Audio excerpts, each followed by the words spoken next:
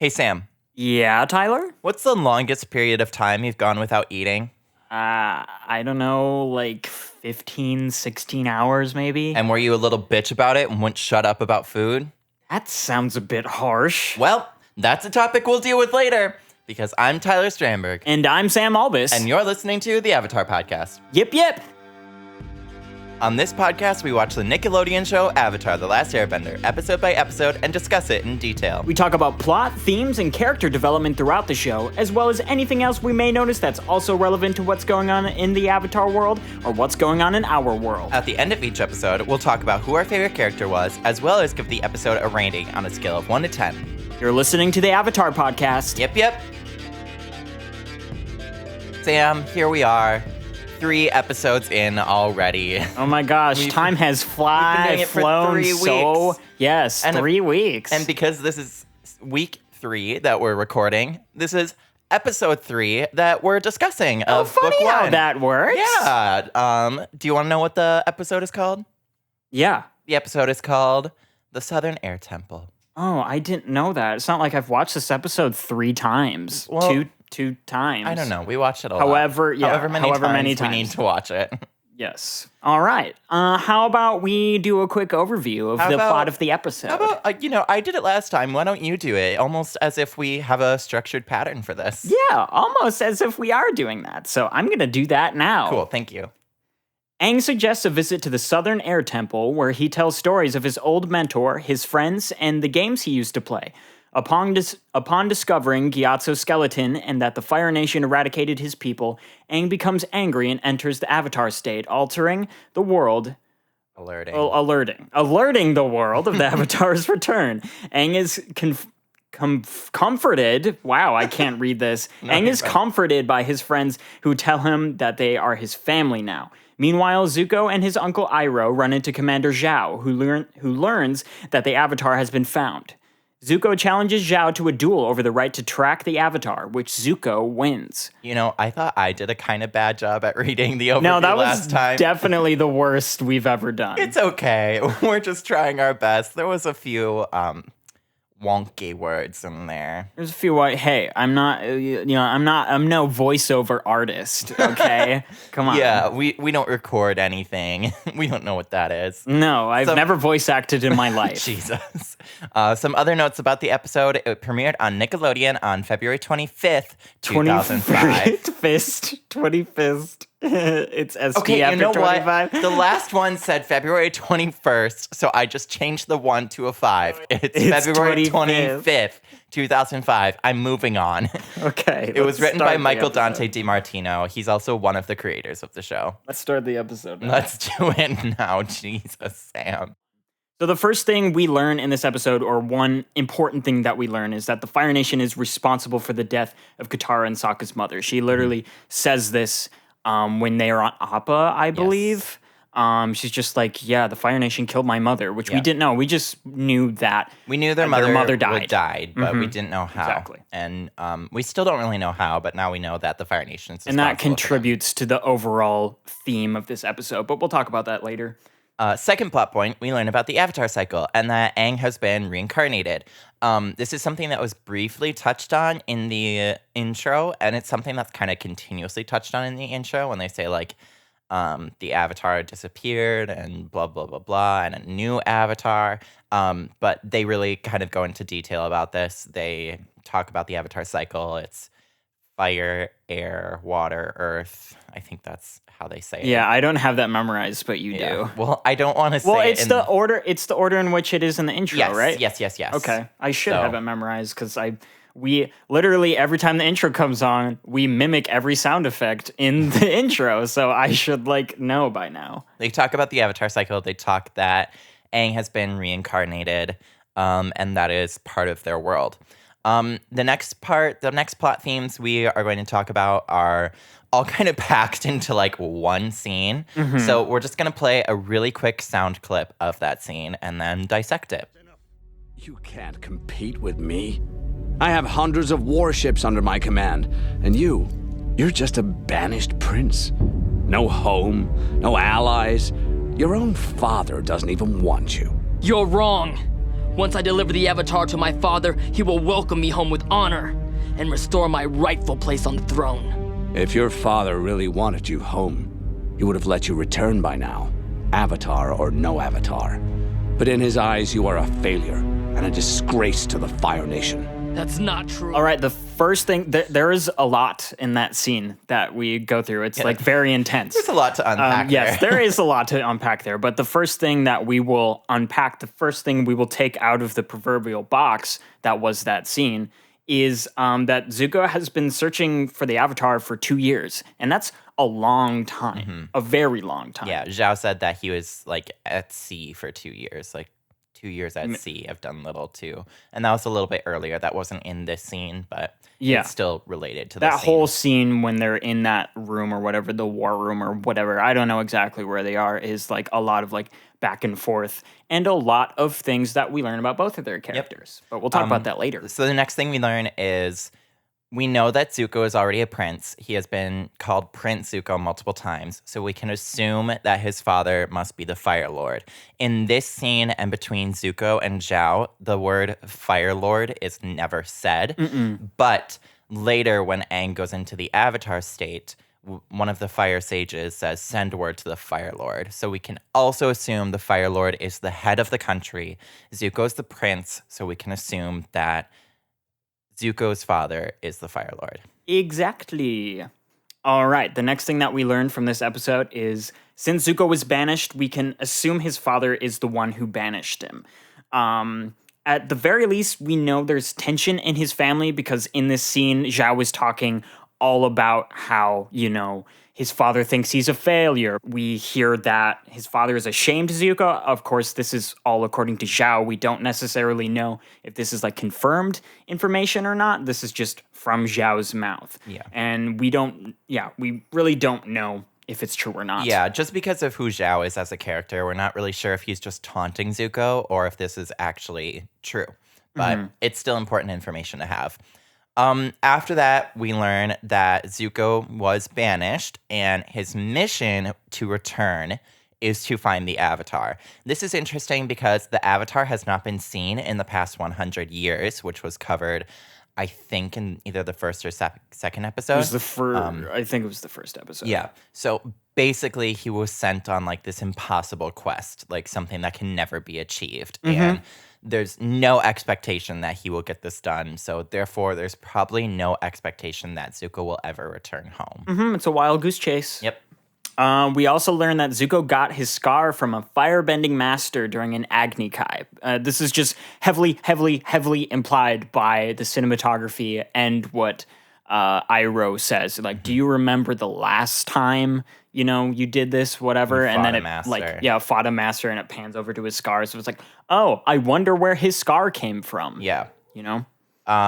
Finally, the rest of the world finds out the Avatar is still alive. Like I said earlier, once Aang goes into the Avatar state, a bunch of temples around the world, the eyes start glowing and stuff. So we were confused as to why that didn't happen the first time. Do you have still like a theory? We still kind of disagree on this. Yeah. Sam, you have a theory. I have a theory that it's Monkey Atso in the like flashback we see in this episode is talking about, when you turn 16, you'll find your guide or whatever in that room that's behind that locked door. And I think because Aang goes in there and actually meets Roku, he like locks eyes with him. That's when he's like properly connecting his spirit with his past lives. And then when he goes into the Avatar state, all of that connects with all of the statues in there. And that's why that happens. That's my theory as to why. I have no idea if that's accurate or not. That is a good theory. I think it's just a goof, in all honesty. I think that they didn't really consider that fans would be thinking about this intensely. So I think they should have. Also, mine is a lot more fun than it they is. just I completely agree up. with you. I completely agree with you. But that's just what it is. I just think that it was an oversight. Maybe it was conscious. Maybe they just thought it was more poignant to show it at this moment in time. I don't know. I like my theory. I like your theory too. All right. We've gone through like the major plot points of this episode. Let us move on to the themes of this episode. Let's do it.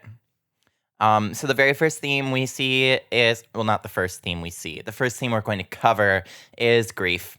And it's pretty intense, and you might think that it only occurs near the end of the episode when Aang is like in a rage in the Avatar state. But it's honestly occurring throughout the entire episode. Throughout the whole episode, Aang is going through the stages of grief right now. We see that absolutely immediately when Aang is like super, super excited. He wants to go to the Southern Air Temple. Just like, I can't wait to show you guys around. And Katara is, She's like subtly dropping hints that like just like it's things might be different, like that. And Aang's like, oh no, it'll be fine. It'll be exactly the same, you know. Which is the first stage, denial. Denial, yeah, exactly. It's the first stage of grief. So we see that absolutely like right away. Afterwards, like the second stage is pain, and I think this really is shown when he sees Monkey Yasuo's corpse.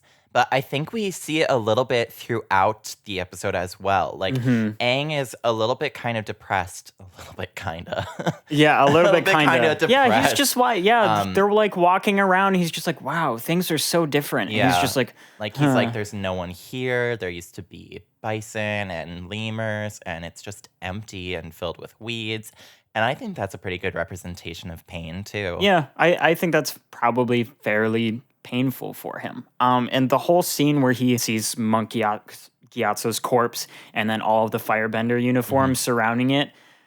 My God, that's a dark scene. Yeah. Like this is a kid's show, and it's very dark to show a corpse and what this implies, the scene implies. It's not really a corpse. Corpse is like a dead body. A skeleton. It's a skeleton. It's a skeleton, yeah. whatever. Corpse would be much more dark. Skeleton is like still. It's still dark. Yeah, it is still dark. It's a little bit more appropriate, though. It's not like a whole ass dead body. Skeletons are scary. Skeleton. Scary. Okay, we're past that. We're past Halloween. We can't make that joke right now. Which leads us into the next stage of grief, which is anger, and obviously that's when like he goes immediately into the after Avatar this state. happens. I mean, yeah, but like he's already kind of been in the pain stage for a while. So there's no time limit on the stages of grief. You can go through them in a matter of an hour or days or weeks or months. It doesn't matter. But as soon as he it's really painful, and I think that just starts like festering in him and becomes anger very, very fast. And then he goes into the Avatar state, Yeah. And then after Aang comes out of the Avatar state, Katara is able to talk him down. Yeah. We see him in... Very good scene, yeah, by the way. We see him in the depression phase. And that one hits me pretty hard. There's one line that really kind of just sums up this, and it's pretty sad. Let's take a listen. It wasn't your fault, but you were right. And if firebenders found this temple, that means they found the other ones too. I really am the last airbender. Wow. Heavy stuff. Really heavy stuff. Like, I'm kind of tearing up right now thinking about it. It's really sad. It is very sad. Let's move on because I don't want to cry on the podcast. The last point we see is acceptance. I'm still tearing up. Okay, why don't I take over this? Why don't I take over this point? We see acceptance at the end of the episode. He keeps it seems fairly apparently, but I think he had a lot of time to think about it. But it's when they're outside of the temple, and it's Appa and Momo and him, and they're just like, we're all that's left of this air temple, and yeah, it's we're gonna make the best of this. Weirdly optimistic. Thinking about the scene out of context, you're like, why is he hopeful about this? Why is he looking up to this you're the last bison, you're the last lemur, and I'm the last airbender, and we're all that's left. The world's gonna be great. It's out of context, it seems really weird, but in context of the episode, it kind of makes sense, especially because you've already seen him go through the stages of grief. This seems like the next natural point that he would reach. Yeah, so exactly. I think it's really well done, really well written. It's also just nice to see that. Obviously, it's hurting him. He went through all of that before, so he's not just not taking this situation seriously. Yeah. He's done a lot of thinking on it and has felt a lot of things about it. And I think it's just kind of in Aang's nature, his character, to, take it in stride and make something positive out of it. Yeah, I'd agree.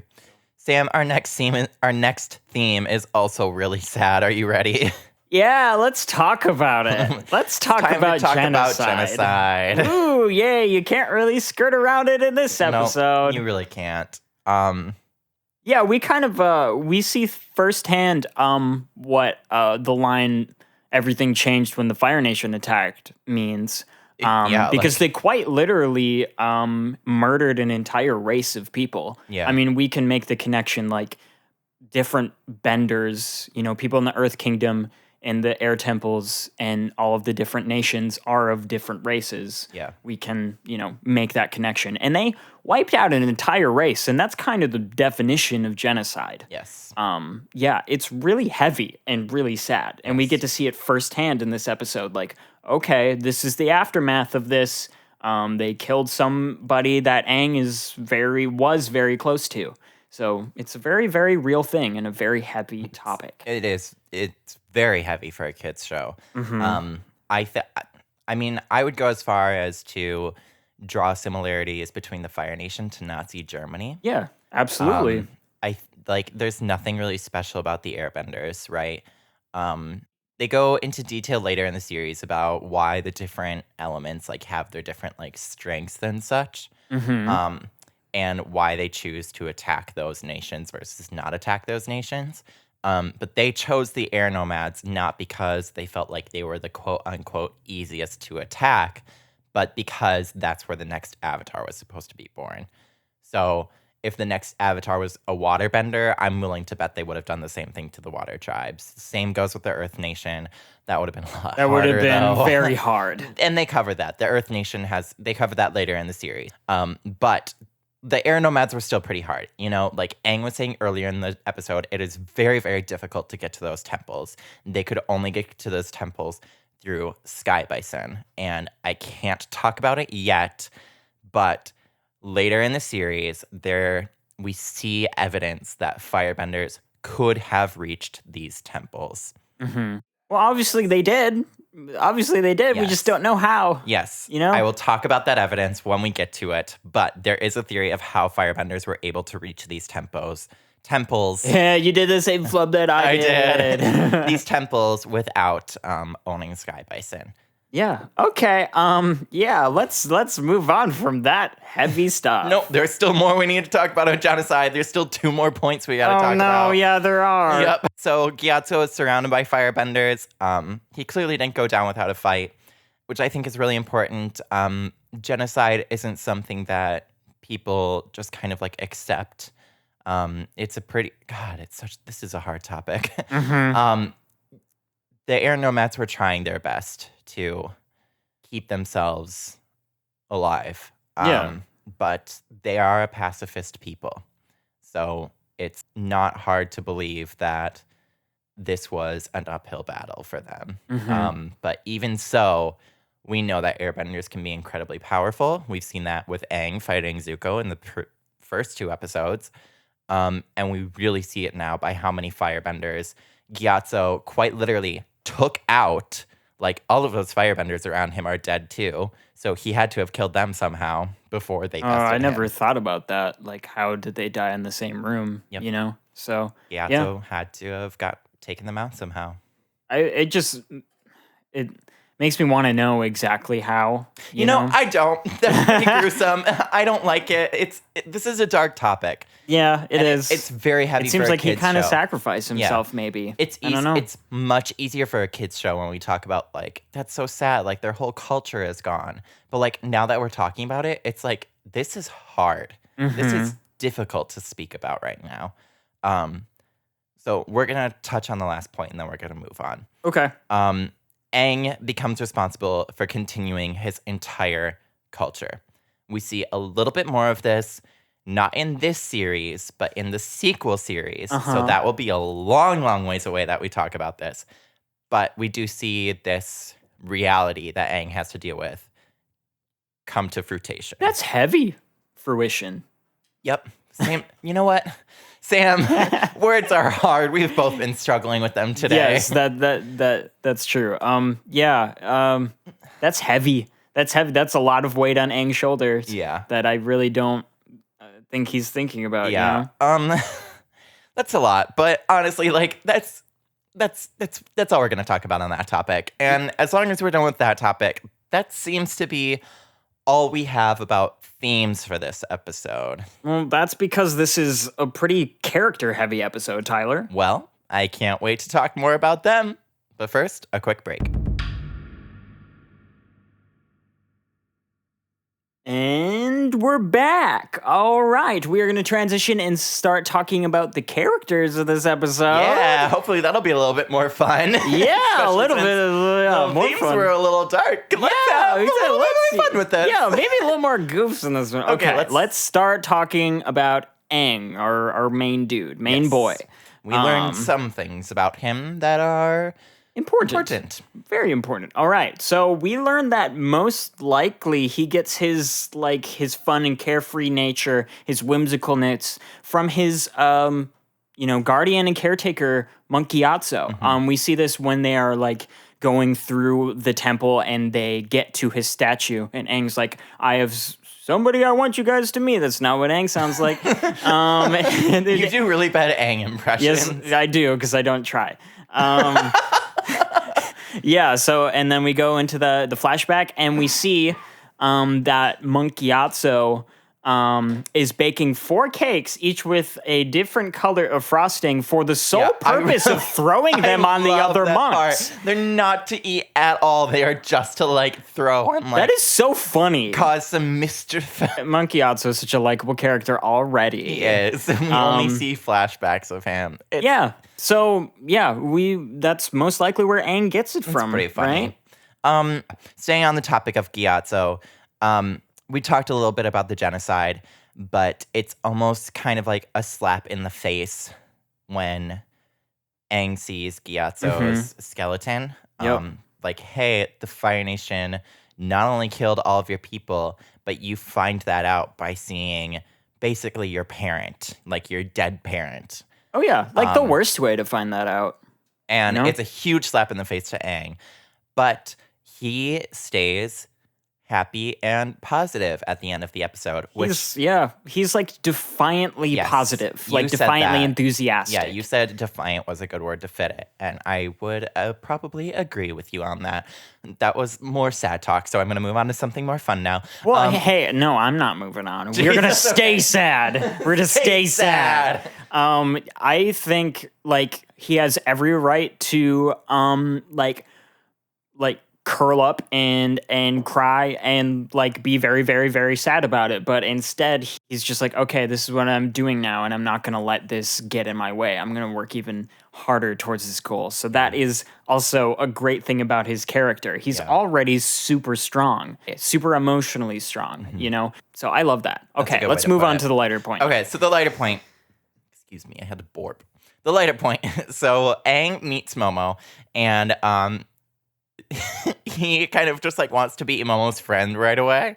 He wants to like adopt Momo, which I think this is important because not only do you see that he's like a fun, carefree guy, but you see that Aang's an animal lover. You see that animals He are is very literally the important to person him. that sees a cat walking down the street and is like, oh, I love you. And then goes like chases after the cat. It's just like, that's never going to work. But apparently in this case, it did work for him. Yeah, So. Aang's that guy, which like we were actually driving today and we saw a stray cat on the road. I was that person. I wanted to pull over and I was like, Sam, can we keep it? And you said no. That's true. Aang is that guy. Why didn't we analyze Momo's character because from this there's episode? nothing for us to analyze on Momo right now. Maybe next episode there will be. Maybe. Let's move on. Katara is the next character we want to talk about. And Sam, you said that you had a lot to say about Katara's character, so why don't you start with this? Yeah, so we see her in this episode really basically just try and keep information from Aang, you know, about the genocide of his people and that he is the last airbender. I mean, people have mentioned it to Aang in passing, and once again, Aang, you know, was denying it. He just couldn't really comprehend that he was the last one, you know, up until this moment. And Katara we see it when, right after Aang and Sokka play that game on the poles or whatever. Is it Airball? I think it's called Airball. Airball? Sure. There's that Fire Nation helmet that Sokka finds on the ground. And she pulls the snow down over it. She to pulls the cover snowbank. And it's just like, and that was after they had called him over. As a viewer, I was very frustrated with Katara's character in that moment, because we know that this is coming from only the best of intentions, but she infringes on his right to know about his culture, his people. It's like a very helicopter parent esque. Yeah, that's the term. I like that term. Yeah, I like that term too, because it perfectly describes what's going on. Helicopter parenting is very you kind of think of it as white suburban mom who fights the school principal to get their kid on the soccer team. Yeah, toxic mom. It's not just that. It's also a parent who will not let their kid fight their own battles. It's a very toxic parental trait that Katara is showing right now. Absolutely. Yeah, I don't like it. I don't like it a lot. Katara, back off and let Aang decide if he's going to be on the JV soccer team or varsity. Yeah, and because she does this, Aang finds out about it in the worst way possible. And in a way, it's kind of her fault that he gets so angry and goes into the Avatar state. Well, that actually brings up a really good point, because there's a line that corresponds with this. So let's take a listen to that. If he finds out that the Fire Nation invaded his home, he'll be devastated. Okay, yes, Katara, you're right. And look what happened. He was devastated. He went into the Avatar state because he didn't know about this. This is something that he had to know about. He had to find it out somehow. I think there is an argument to be made that Aang probably would have done it anyway, just because he doesn't have a lot of control over his emotion, in regards to the Avatar state right now. But I ultimately think it would have been a lot better if Katara would have just taken charge. But hey, we gotta remember, she's a child. Yes. She is a child. Well, this is I get why she did it the way she did, because it's exactly what I would have done at that age. Well, it's also coming from the place that she has gone through grief before, right? She lost her mother. That's a good point that I completely forgot about. She doesn't want Aang to feel like that. So she is very justified in behaving this way. Although it's important to bring up, just because she's justified doesn't make it right. Yeah. And it doesn't make it okay. We touched on this briefly, and this is the last point we have about Katara. But we see she really loves Aang, and she calls herself and Sokka Aang's family. And that's really important character development. That's really important. Oh, she's so sweet. We love Katara. Must be a little bitch boy today, because I'm going to cry just thinking about that again. Let's move on. This one is a fun one to talk on. We're going to talk about Sokka just briefly. Oh, we have so many points for Sokka. Buckle in, you guys. He's being sarcastic. We have one. It's that this is the episode where Sokka really becomes the food guy. It's true. It's important to his character, though. It is. And he does this throughout the rest of the series. Sokka has a few traits, and the food guy is one of them. A few consistent traits. He obviously has more than just a few traits. Dinner. That's my favorite Sokka line from this episode.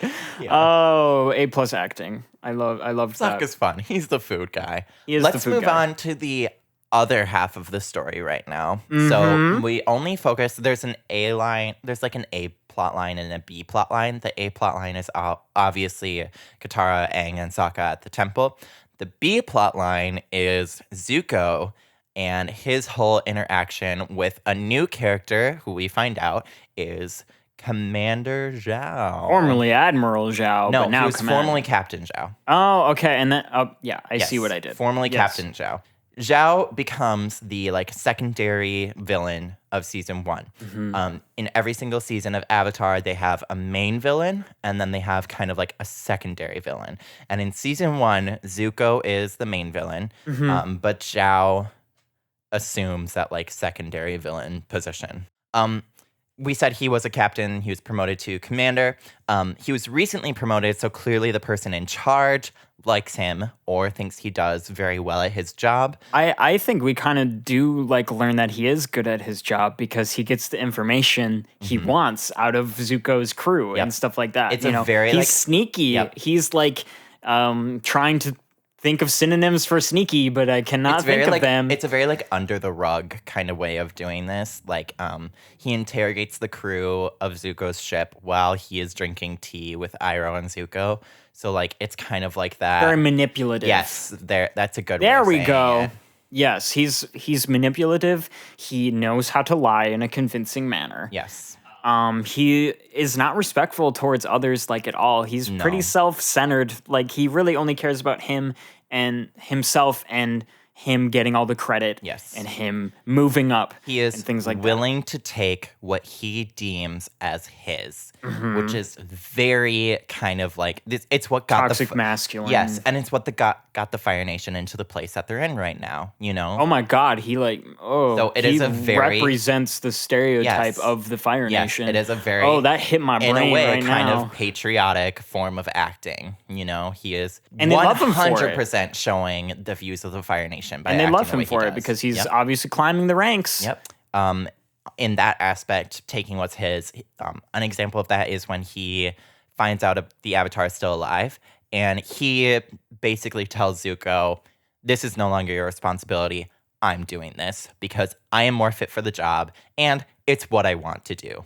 Mm-hmm. So I want the glory and the victory for myself. So he's just going to take it. He has decided that capturing the Avatar is now his job, even though it was quite literally assigned to Zuko. Now, was it assigned to Zuko with the intention of Zuko actually completing that job? We'll get to that Not really, later. but still, that's beyond the point. The point is, Zhao knows that it's a very important task, and he has deemed Zuko unfit for it.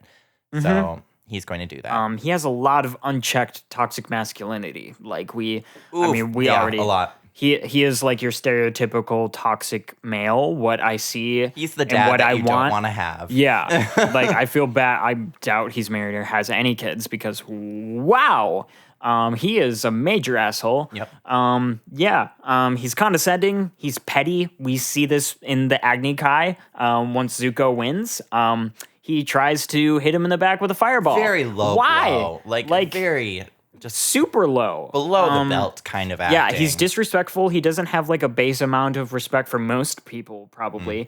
He likes low blows, and he's just a dick. kind of just a dick. He's really a dick, actually. Commander Zhao, more like Captain Asshole. Yeah, good joke. Get it? Got him. I bet he's really hurting after that one. So Zhao interacts a lot with Zuko in this episode, and finally we learn talk more about Zuko. There's Yes. so much hints here and there of his characters of his characters of episode 1 and episode 2. It's just kind of ooh, what's that mean?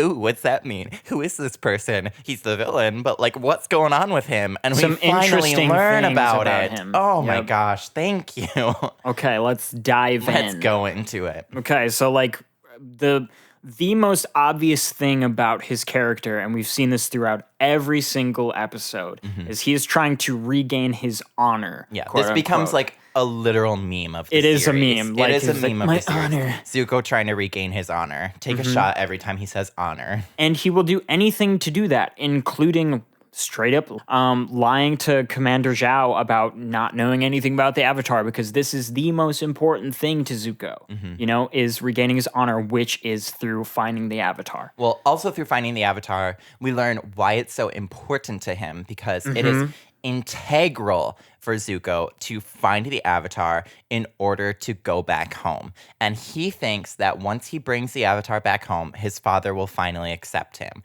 which kind of goes into another layer of Zuko's character in that Zuko is just looking for acceptance. I think at this point, with just about anyone, his father, the people surrounding him, he wants to be accepted, and I think really by his father, but he thinks that finding the Avatar is the only way he can do this. He is banking on this right now. It is like his entire life is basically hinging on finding the Avatar. Yep. And in a sense, like it's his dream of things returning to normal for him. Like he thinks once he finds the Avatar, he'll go back home and things will be normal. You again. start feeling some sort of sympathy for him at this moment. Before this moment, he was just the bad guy that wants to capture the Avatar. I wouldn't say you feel sympathy for him. I did not feel sympathy for him. I more so felt an understanding of him. Yeah, I guess that's a better word. Do you know what I mean? Because I don't think I didn't liked him either. Yeah, like sympathy kind of is like, oh, I get where you're at, you know, and like I feel bad for you, but like I didn't feel bad for him. Like I understood Still where does he some was shitty coming things, from, you but know? like that didn't help me relate to him anymore. Let's move on. We Yeah. see that after that whole tent scene, which a lot of what we just talked about happened when Zuko and Iroh were having tea with Zhao in his tent. A lot of that just happened there. After that, they go to the Agni Kai between Zuko and Zhao. And here's where we see some other things about Zuko. We was talked about that he had already dueled the Firebending Master before. And since he's been banished, Iroh has taken over as his Firebending teacher. And we now see that Zuko can actually like hold his own against a firebending master. Even though he himself is not a master, like he has put in so much work to getting this done and to becoming good at this and trying to become a better bender. And it just shows that he is a very like hard worker. He's persistent. He doesn't give up. I mean, obviously, he's been searching for the Avatar for 2 years and he still hasn't given up on it. Yep. Like he is going to fight until the end. Mhm, yeah, these scenes really illustrate, you know, those points to his character. Literally in the fight, he shows that he doesn't give up because just when it seems like Zhao is going to get the final blow on him, he does the, you know, the spinny boy move on Zuko's Zhao. literally like knocked down on the ground, but he is able to pick himself back up and while doing so, knock Zhao down, which is, oh God, that's like great cinematography. Yeah, And like it was very great. just good choreography. That's a better Yeah, word. that I'm looking choreography for. is a better word. And then there is a point where at the end of the Agni Kai, Zhao is on the ground and he like basically yells at Zuko to burn him, to give him a scar like Zuko has. And Zuko throws a fireball right next to Zhao. And I think that is very symbolic in saying like, I could do this, but I'm choosing not to. And that's a very, very big person thing of Zuko to do. Like that is very respectful and, dare I say, honorable. And Zhao, being the dick he is, retorts with this dumbass line. That's it? Your father raised a coward.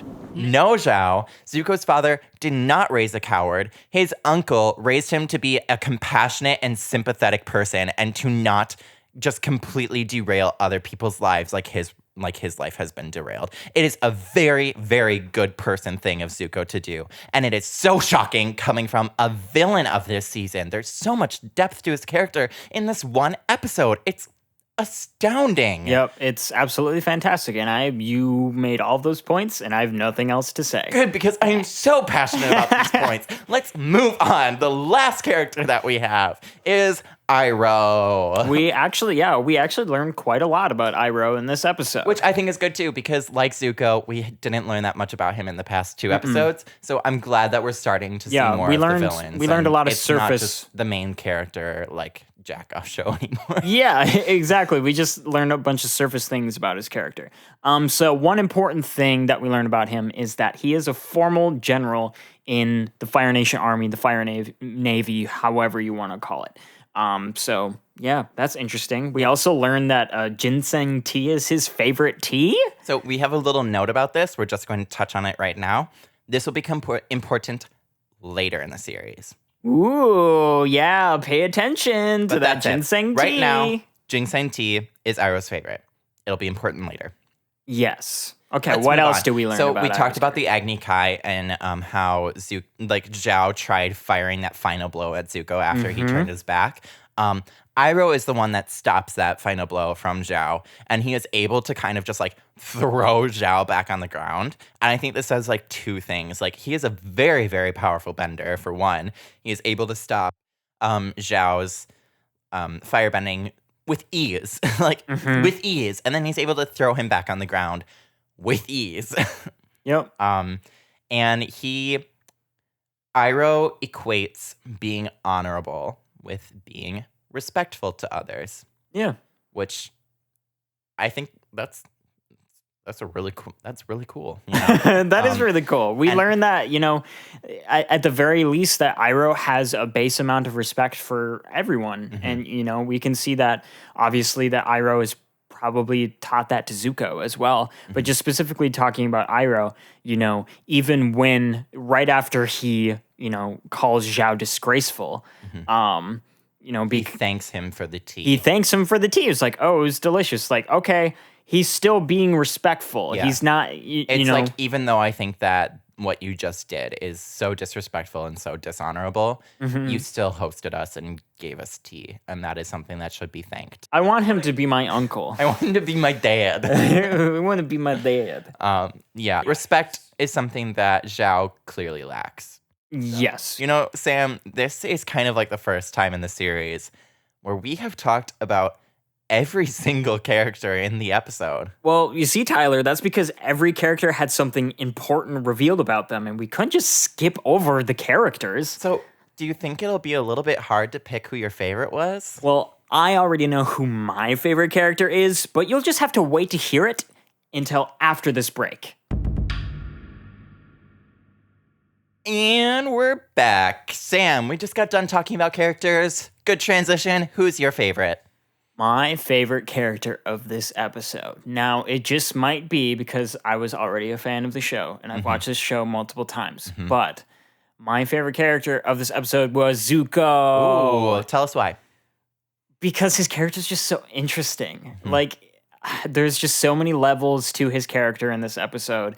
So much that we learn about him. He's just so interesting, and it really just shows that he's just not a one-dimensional villain type character. Yes. He has human qualities. Yep. He is a human, and I wouldn't say he's likable yet, but he's interesting enough to warrant a favorite character from me. Well, we learned that about Zhao, too. We learned that Zhao's also not just like a one-dimensional character. So I think that's just good writing on the show's behalf. But Absolutely. He is undoubtedly my favorite character because every time I think about his character in this episode, we just had a very intense conversation. Actually, not a conversation, you just saying thing about Zuko. Talked at you about Zuko. Yeah, but hey, no, it happens because that's how good his character is. Yes. Okay, I've talked about my favorite character. Who was your favorite character in this Sam, episode? it was Zuko. Yeah, absolutely. Come on. Like, nobody could hear your Zuko rant for like 2 straight minutes and not think of what he wasn't your favorite character. I'm just going to touch on this briefly because you basically said all of it. Zuko has a lot of depth,